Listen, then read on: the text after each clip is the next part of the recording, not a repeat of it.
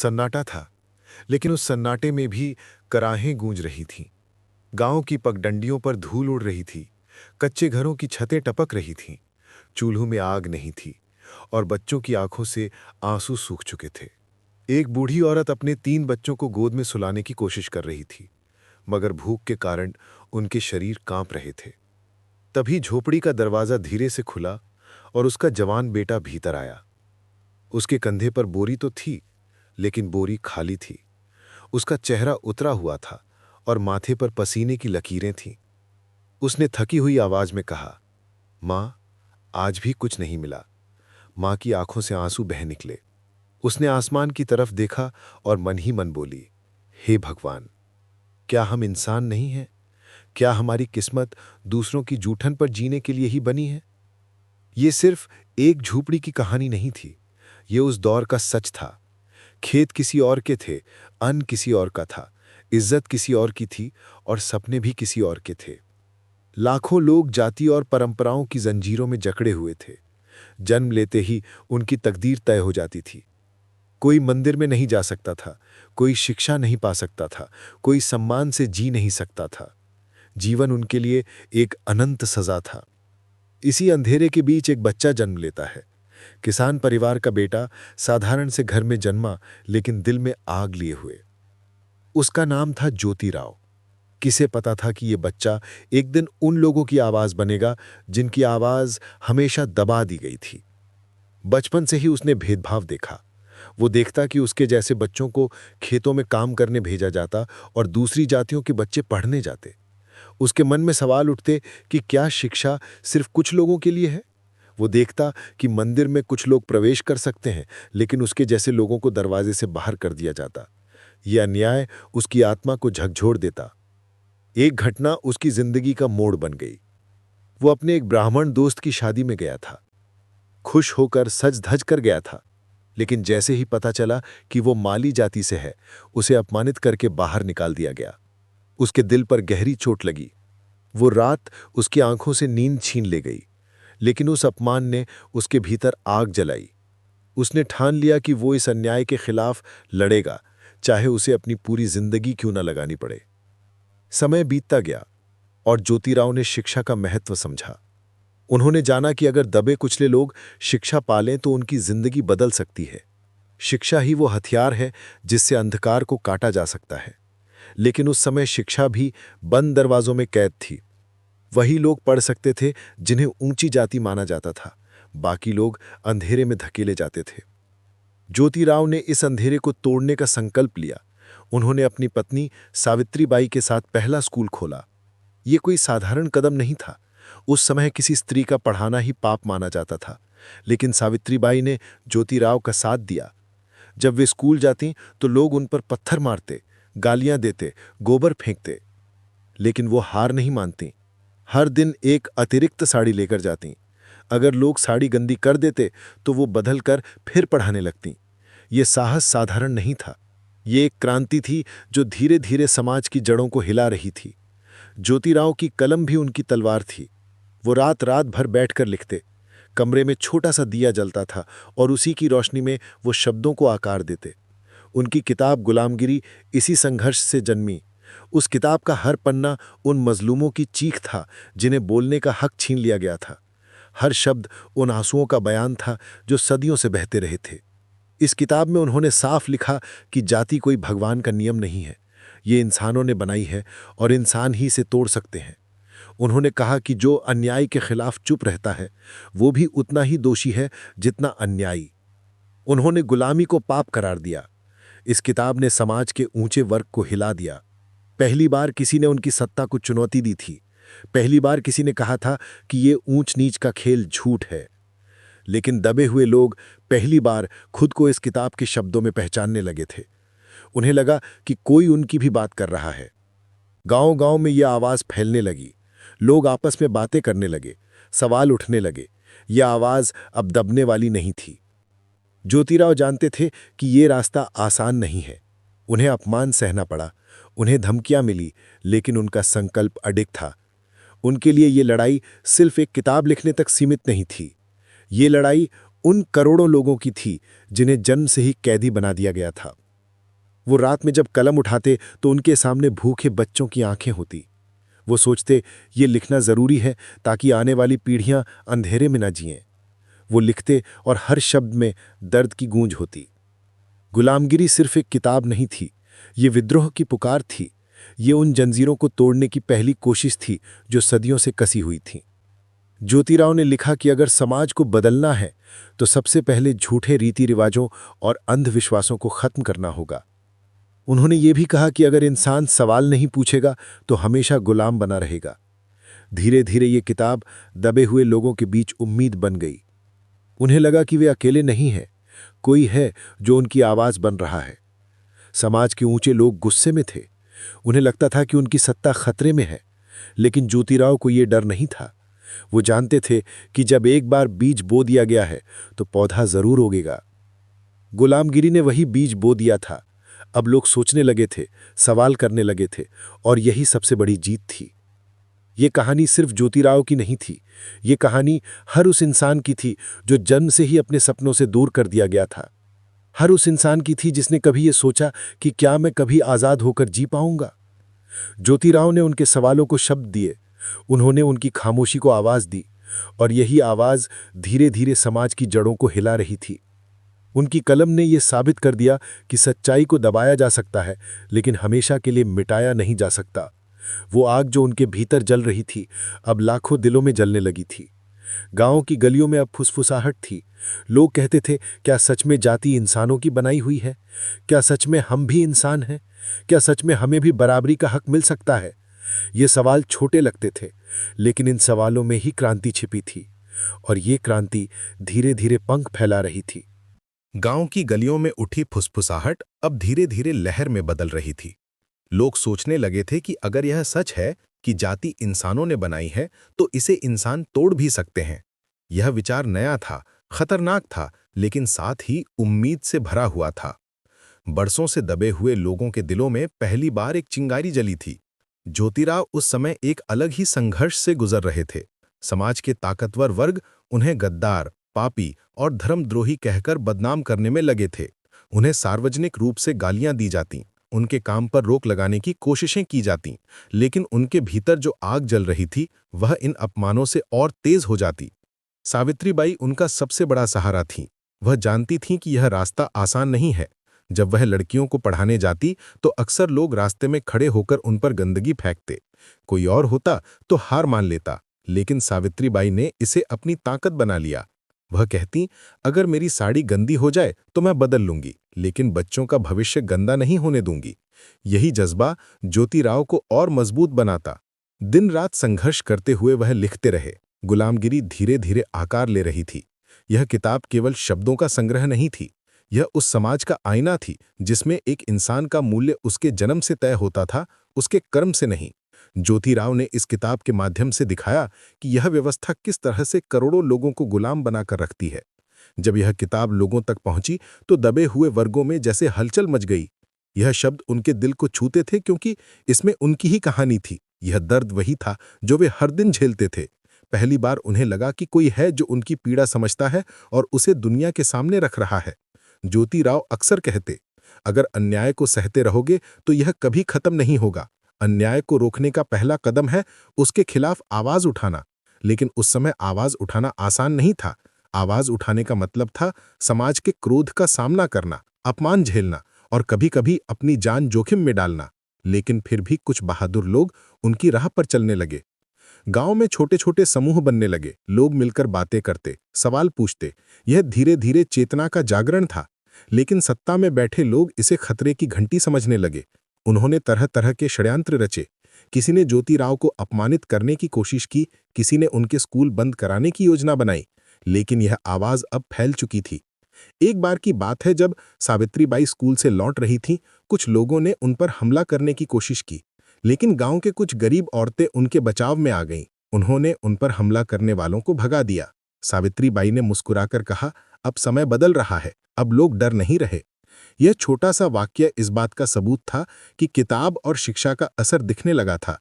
ज्योतिराव ने गुलामगिरी में यह भी लिखा कि जो धर्म इंसान को बराबरी ना दे सके वह धर्म नहीं, वह बेड़ियां हैं। उन्होंने कहा कि असली भक्ति भगवान की नहीं, इंसान की सेवा में है। यह बात सुनकर समाज के ठेकेदार भड़क उठे। उनके लिए यह उनकी सत्ता पर सीधा हमला था, लेकिन ज्योतिराव जानते थे कि सच कभी-कभी तलवार से भी ज्यादा चोट करता है। इस संघर्ष के बीच उन्हें कई बार अकेलापन भी महसूस हुआ। रात में जब वह लिखते तो कभी-कभी थक कर रुक जाते, सोचते कि क्या उनकी मेहनत व्यर्थ जाएगी, क्या समाज कभी बदलेगा। लेकिन फिर उन्हें याद आता भूखी माँ, अपमानित बेटा, रोते हुए बच्चे। यह तस्वीरें उनके संकल्प को और मजबूत कर देती। धीरे धीरे गुलामगिरी की गूंज महाराष्ट्र से निकलकर अन्य जगहों तक पहुंची। पढ़े लिखे लोग इसे चर्चा का विषय बनाने लगे, गरीब लोग इसे आशा का दीपक समझने लगे और अमीर ताकतवर लोग इसे खतरे की घंटी मानने लगे। यह किताब समाज में तूफान ला रही थी। ज्योतिराव ने कहा था, अगर तुम्हें आजादी चाहिए तो सबसे पहले तुम्हें अपने भीतर से डर को मिटाना होगा। डर ही सबसे बड़ी जंजीर है। जब इंसान डरता है तो वह सवाल नहीं पूछता, और जब सवाल नहीं पूछता तो हमेशा गुलाम बना रहता है। गांव के एक कोने में दो बच्चे आपस में बातें कर रहे थे। एक ने दूसरे से पूछा, क्या सच में हम भी पढ़ सकते हैं? दूसरे ने जवाब दिया, क्यों नहीं, अगर ज्योतिराव साहब कह रहे हैं तो जरूर पढ़ सकते हैं। यह छोटी सी बातचीत बताती थी कि समाज में बदलाव की शुरुआत हो चुकी है। लेकिन सत्ता के मालिक चुप नहीं बैठे थे। उन्होंने तरह तरह की अफवाहें फैलाना शुरू कर दिया। कहा जाने लगा कि ज्योतिराव धर्म को नष्ट करना चाहते हैं, वे समाज को तोड़ना चाहते हैं। लेकिन असलियत यह थी कि वे समाज को जोड़ना चाहते थे। वह इंसान को इंसान के रूप में देखना चाहते थे, ना कि जाति और धर्म के नाम पर। सावित्रीबाई अक्सर कहती, हमें हर दिन लड़ना होगा, हर दिन अपमान सहना होगा, लेकिन अगर हम डटे रहे तो एक दिन यही लड़ाई जीत बन जाएगी। उनकी बातें ज्योतिराव के लिए संजीवनी की तरह होती। समाज में यह बहस अब आम हो गई थी। लोग पूछने लगे थे कि क्या वाकई जाति भगवान ने बनाई है या इंसानों ने। यह सवाल ही सबसे बड़ा हथियार था, क्योंकि सवाल उठते ही परंपरा की नींव हिलने लगती है। गुलामगिरी का असर यह था कि अब दबे हुए लोग सिर्फ जीने के लिए नहीं, बल्कि बदलने के लिए सोचने लगे थे। उनके भीतर आत्मसम्मान जाग रहा था। उन्हें एहसास होने लगा था कि उनका जीवन दूसरों से कम नहीं। ज्योतिराव को यह देखकर सुकून मिलता, लेकिन वो जानते थे कि यह बस शुरुआत है। लड़ाई अभी लंबी है, कठिन है, लेकिन वो ठान चुके थे कि अंत तक इसे लड़ेंगे। उनकी कलम चलती रही और हर शब्द आग बनकर फैलता रहा। समाज में अब यह आग धीरे धीरे लपटें बन रही थीं। रात गहरी होती, अंधेरा छा जाता, लेकिन ज्योतिराव का दिया जलता रहता, और उस दिए की लौ में वो हर दिन एक नया इतिहास लिख रहे थे। दिन बीतते जा रहे थे, लेकिन ज्योतिराव और सावित्रीबाई का संघर्ष थमता नहीं था। समाज का दबाव हर दिन बढ़ता जा रहा था। कोई कहता ये लोग पागल हैं, कोई कहता ये धर्मद्रोही हैं, कोई कहता ये हमारे रीति रिवाजों को तोड़ना चाहते हैं। लेकिन जितनी गालियां मिलती उतनी ही उनकी कलम तेज चलने लगती। ये कलम अब लोगों के दिलों में उतरी आग को शब्द देने लगी थी। गुलामगिरी की पांडुलिपि अब पूरी तरह तैयार हो चुकी थी। दिए की लौ के नीचे लिखे हर शब्द में दर्द और उम्मीद का मिश्रण था। जब किताब छपी और लोगों के हाथों में पहुंची तो समाज के कई हिस्सों में हलचल मच गई। दबे कुचले लोगों ने पहली बार किसी किताब में अपना चेहरा देखा था। पहली बार किसी ने उनकी तकलीफ को इतना खुलकर लिखा था। एक गांव में कुछ मजदूर रात को किताब पढ़ रहे थे। उनमें से एक ने कहा, ये तो हमारी ही कहानी है। दूसरा बोला, हाँ, यही तो हमारी जिंदगी है, जिसे हमने हमेशा चुपचाप सहा है। तीसरे ने धीरे से कहा, अगर ज्योतिराव कह रहे हैं कि ये इंसानों की बनाई जंजीर है, तो हम भी इसे तोड़ सकते हैं। इन फुसफुसाहटों में ही एक नई सुबह छिपी थी। लेकिन जो लोग सदियों से सत्ता और विशेषाधिकार के आदी थे, वे इसे बर्दाश्त नहीं कर पा रहे थे। किताब ने जैसे उनके पैरों के नीचे से जमीन खिसका दी थी। वे डर गए थे कि अगर दबे हुए लोग उठ खड़े हुए तो उनका राज खत्म हो जाएगा। इस डर ने उन्हें और क्रूर बना दिया। उन्होंने जगह जगह ज्योतिराव के खिलाफ सभाएं की, उन्हें गालियां दी, उन पर आरोप लगाए। लेकिन इस सब के बीच किताब का असर और तेजी से फैल रहा था। ज्योतिराव का जीवन आसान नहीं था। जब वे बाहर निकलते तो लोग उन पर ताने कसते, बच्चे उनके पीछे पीछे दौड़ते और गालियां चिल्लाते, लेकिन वो चुपचाप आगे बढ़ते रहते। उनकी नज़र हमेशा मंजिल पर रहती। वे जानते थे कि ये अपमान अस्थायी है, लेकिन जो लड़ाई वो लड़ रहे हैं वो आने वाली पीढ़ियों को आज़ादी देगी। सावित्रीबाई अक्सर कहती, अगर ये लड़ाई आसान होती तो कोई और पहले ही लड़ चुका होता। हमें ये बोझ इसलिए दिया गया है क्योंकि हम इसे उठाने की ताकत रखते हैं। उनकी बातें ज्योतिराव के थके दिल को हिम्मत देतीं। गुलामगिरी केवल एक किताब नहीं थी, यह आंदोलन की शुरुआत थी। अब लोग सवाल पूछने लगे थे। गांव की चौपालों पर चर्चा होने लगी थी। कोई कहता, क्या सच में जाति भगवान की बनाई हुई नहीं है? दूसरा कहता, अगर इंसान ने बनाई है तो इंसान ही इसे खत्म कर सकता है। ये सवाल छोटे लगते थे, लेकिन यही सवाल समाज की जड़ों को हिला रहे थे। एक दिन गांव का एक बूढ़ा आदमी अपने पोते से बोला, बेटा, मैंने पूरी जिंदगी सिर झुकाकर गुजारी है।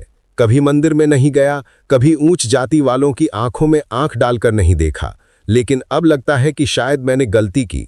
मुझे सवाल करना चाहिए था। ये किताब पढ़कर लगता है कि अब भी देर नहीं हुई है। ये सुनकर पोते की आंखों में चमक आ गई। उसने कहा, दादा, अगर आप कहेंगे तो हम मिलकर ये जंजीर तोड़ेंगे। यही किताब की असली ताकत थी। ये बुजुर्गों के पश्चाताप और बच्चों की उम्मीद दोनों को छू रही थी। समाज का ऊपरी वर्ग जितना दबाने की कोशिश करता, उतनी ही आवाज फैलती जाती। जैसे नदी का पानी रोकने पर और उफान मारता है, वैसे ही ये आंदोलन हर ओर फैल रहा था। ज्योतिराव ने महसूस किया कि असली लड़ाई केवल किताब लिख देने से खत्म नहीं होगी। असली लड़ाई है लोगों को जागरूक करना। उन्होंने जगह जगह जाकर भाषण दिए, लोगों से कहा कि गुलामी भगवान की बनाई नहीं है। उन्होंने ये भी कहा कि अगर कोई इंसान कहता है कि वो जन्म से बड़ा है और दूसरा छोटा, तो वो झूठ बोल रहा है। इंसान को उसके कर्म से बड़ा या छोटा माना जाना चाहिए। ये बातें साधारण लग सकती थीं, लेकिन उस समय ये क्रांतिकारी थीं। लोग पहली बार ये सुन रहे थे कि उनकी जिंदगी बदल सकती है। उनकी हालत भगवान की इच्छा नहीं है, बल्कि समाज की चाल है। ये सुनकर उनके दिलों में उम्मीद जागती थी। धीरे धीरे ये विचार और दूर तक फैलने लगा। शहरों में पढ़े लिखे लोग इसे पढ़कर बहस करने लगे। गांव में गरीब मजदूर इसे सुनकर अपनी जिंदगी से जोड़ने लगे। किताब की गूंज अब केवल महाराष्ट्र तक सीमित नहीं रही, ये अन्य प्रांतों तक पहुंचने लगी। ज्योतिराव जानते थे कि यह सफर लंबा है। कई बार उन्हें लगता कि शायद लोग डरकर फिर चुप हो जाएंगे, लेकिन जब भी उन्हें ऐसी शंका होती, वो अपने स्कूल जाते और बच्चों की आंखों में चमक देखते। वो चमक कहती कि बदलाव संभव है। यही चमक उनके संकल्प को और मजबूत करती। समाज के ठेकेदार हर दिन नई चाल चलते। कभी अफवाह फैलाते कि ज्योतिराव धर्म तोड़ रहे हैं, कभी कहते कि उनका मकसद समाज को बांटना है, लेकिन सच्चाई ये थी कि वो समाज को जोड़ना चाहते थे। वो चाहते थे कि इंसान इंसान को इंसान समझे, ना कि जाति और धर्म के चश्मे से। लोग धीरे धीरे सच्चाई को समझने लगे। जब कोई अन्याय होता तो पहले जो चुप रहते थे, अब बोलने लगे। ये बदलाव धीरे धीरे लेकिन गहरा था। गुलामगिरी का असर केवल गरीबों तक सीमित नहीं था। कुछ पढ़े लिखे ऊंच जाति के लोग भी इस किताब को पढ़कर सोचने लगे। उनमें से कुछ ने स्वीकार किया कि सच है कि समाज में अन्याय है और इसे खत्म करना चाहिए। हालांकि उनकी संख्या कम थी, लेकिन यह इस बात का सबूत था कि सच्चाई सबसे मजबूत होती है। ज्योतिराव की रातें अब और भी व्यस्त हो गईं। वो दिन में भाषण देते, स्कूल का काम देखते और रात में लिखते। उनकी आंखों में नींद कम, लेकिन सपने ज्यादा थे। वो कहते, जब तक ये गुलामी खत्म नहीं होती मैं चैन से नहीं बैठूंगा। उनकी ये जिद अब लोगों की जिद बन रही थी। गांव में लोग कहते, अगर ज्योतिराव साहब हार नहीं मानते तो हम क्यों हारें। यही जिद धीरे धीरे आंदोलन की ताकत बन रही थी, लेकिन इसके साथ ही खतरे भी बढ़ रहे थे। उन्हें धमकियां मिलने लगी। कई बार उनकी जान लेने की कोशिशें की गईं, लेकिन हर बार वो बच गए और भी मजबूत होकर निकले। वो कहते, अगर मेरी जान भी चली जाए तो कोई बात नहीं, लेकिन ये आग बुझनी नहीं चाहिए। गुलामगिरी अब केवल एक किताब नहीं थी, ये लोगों के दिलों में उम्मीद की लौ थी। ये वो आईना था जिसमें उन्होंने पहली बार अपनी असली शक्ल देखी थी, वो शक्ल जिसे समाज ने हमेशा छुपा दिया था। अब वो शक्ल उजागर हो चुकी थी और उसे कोई फिर छुपा नहीं सकता था। रात गहरी होती, लेकिन ज्योतिराव का दिया जलता रहता। वो लिखते रहते, बोलते रहते, जागरूक करते रहते, और लोग सुनते रहते, सीखते रहते, बदलते रहते। ये बदलाव धीमा था, लेकिन अटल था। ये सफर अभी खत्म नहीं हुआ था, बल्कि ये तो बस शुरुआत थी। आने वाले दिनों में ये आवाज और ऊंची होगी, ये आग और तेज जलेगी। समाज की जड़ें हिल चुकी थीं और अब उन्हें रोक पाना आसान नहीं था। समय बीत रहा था, लेकिन संघर्ष थमता नहीं था। ज्योतिराव और सावित्रीबाई ने जिन चिंगारियों को जलाया था, वे अब लपटों में बदलने लगी थी। गांव में, खेतों में, मजदूरों की झोपड़ियों में और यहां तक कि शहरों की गलियों में भी अब सवाल गूंजने लगे थे। लोग पूछने लगे थे, क्यों हम इंसान होकर भी इंसान से कम समझे जाते हैं? क्यों हमारी मेहनत से दूसरों के घर भरते हैं, लेकिन हमारे बच्चे भूखे सोते हैं? क्यों हमारे मंदिर के दरवाजे बंद हैं और क्यों हमारी किताबें छीन ली जाती हैं? गुलामगिरी की गूंज अब एक आंदोलन बन चुकी थी। जहां भी ये किताब पहुंचती वहां हलचल मच जाती। दबे में लोग एक दूसरे से मिलकर बातें करने लगे। पहले जो लोग सिर झुकाकर चुपचाप जीते थे, अब उनकी आंखों में चमक आने लगी थी। ये चमक सिर्फ उम्मीद की नहीं थी, ये चमक विद्रोह की थी। ज्योतिराव जानते थे कि ये सफर लंबा है। समाज की जड़ें सदियों से गहरी थीं, उन्हें हिलाना आसान नहीं था। लेकिन वो ये भी जानते थे कि जब लोग सवाल करना शुरू कर देते हैं, तब कोई ताकत उन्हें ज्यादा देर तक गुलाम नहीं बना सकती। उनकी कलम अब भी चल रही थी, उनके शब्द अब भी आग की तरह फैल रहे थे। कई बार रात को वो थक कर चुप हो जाते, सोचते कि क्या ये सब व्यर्थ हो जाएगा। लेकिन तभी उन्हें अपने स्कूल के बच्चों की मासूम हंसी सुनाई देती। उन्हें उन किसानों की आंखें याद आती जो उनसे मिलकर कहते, आपने हमें जीने का नया कारण दिया है। और वो फिर से लिखना शुरू कर देते। सावित्रीबाई अब भी उनके साथ खड़ी थीं। वो जानती थीं कि ये लड़ाई सिर्फ ज्योतिराव की नहीं है, ये उन सबकी है जो सदियों से चुप रहे हैं। जब कभी निराशा घेरती तो सावित्रीबाई कहती, अगर हमारी राह में कांटे हैं तो इसका मतलब है कि हम सही रास्ते पर हैं। उनके शब्द ज्योतिराव के लिए नई ताकत बन जाते। धीरे धीरे गुलामगिरी का असर दूर दूर तक फैल गया। किताब ने समाज के हर कोने में हलचल मचाती थी। जो लोग पहले खुद को कमजोर समझते थे, अब वे समझने लगे कि वे भी बराबर के इंसान हैं। उन्होंने अपनी पीठ सीधी करना शुरू कर दिया। लेकिन सत्ता के मालिक अब और भी क्रूर हो गए। उन्हें डर था कि अगर यह आग फैल गई तो उनका राज खत्म हो जाएगा। उन्होंने जगह जगह षड्यंत्र रचे, झूठ फैलाया, धमकियां दी। लेकिन सच की ताकत झूठ से कहीं ज्यादा थी। जितना दबाने की कोशिश होती, उतना ही ये आवाज फैलती जाती। ज्योतिराव अब लोगों के लिए केवल एक नाम नहीं रह गए थे, वो एक प्रतीक बन चुके थे। एक ऐसी मशाल जो अंधेरे में रास्ता दिखा रही थी। लोग उनके बारे में कहने लगे, ये वो आदमी है जिसने हमें हमारी असली पहचान दिलाई है, ये वो आदमी है जिसने हमें इंसान समझने पर मजबूर किया है। गुलामगिरी की भाषा सीधी थी, लेकिन असर गहरा था। ये किताब उन लोगों के लिए थी जिन्हें सदियों से बेवकूफ बनाया गया था। इसने उन्हें बताया कि वो गुलाम क्यों हैं और कैसे इन जंजीरों को तोड़ सकते हैं। ये किताब उनका आईना थी, उनकी आवाज थी और उनकी ताकत थी। एक रात गांव के चौपाल पर लोग इकट्ठा हुए। एक बुजुर्ग ने गुलामगिरी से पढ़कर सुनाया। वहां बैठे हर आदमी की आंखें भीग गईं। किसी ने कहा, ये तो वही है जो हम रोज जीते हैं। किसी और ने कहा, अगर ये सच है कि इंसान ने हमें गुलाम बनाया है तो हम इंसान बनकर इसे तोड़ भी सकते हैं। उस रात चौपाल पर सिर्फ चर्चा नहीं हुई, उस रात वहां क्रांति की कसम खाई गई। ज्योतिराव की कलम ने उन दिलों में आग जला दी थी जिनमें सदियों से राख जमी थी। अब वो राख हट रही थी और आग लपटें बन रही थी। ये आग किसी एक गांव की नहीं थी, ये पूरे समाज की थी। लेकिन ये आग सिर्फ बाहर ही नहीं चल रही थी, ये अंदर भी चल रही थी। हर इंसान के भीतर अब एक सवाल था, क्यों मैं चुप रहूं? और यही सवाल सबसे बड़ी ताकत था। ज्योतिराव ने कहा था, इंसान तभी इंसान है जब वो इंसानियत को समझे। अगर वो दूसरों को दबाता है तो वो इंसान नहीं, वो गुलामी का मालिक है। और अगर कोई दबकर जीता है तो वो गुलाम है। लेकिन असली इंसान वही है जो गुलामी को तोड़ता है और बराबरी की राह पर चलता है। गुलामगिरी का असर आने वाली पीढ़ियों पर भी पड़ा। इसने उन रास्तों को खोल दिया जिन पर चलकर आगे और आंदोलन हुए। इसने उन लोगों को आवाज दी जिन्होंने आगे चलकर अपने अपने समय में अन्याय के खिलाफ विद्रोह किया। ज्योतिराव की अगर ये सफर आपको अच्छा लगा, अगर इस कहानी ने आपके दिल को छुआ, तो किताब कथा को जरूर लाइक करें, कमेंट करके अपने विचार साझा करें और सब्सक्राइब करना बिल्कुल ना भूलें, क्योंकि आगे भी हम आपके लिए ऐसी ही अनमोल किताबों के सार लेकर आते रहेंगे जो आपकी जिंदगी बदल सकती हैं। किताब कथा, किताबों की दुनिया, आपकी जिंदगी की रोशनी।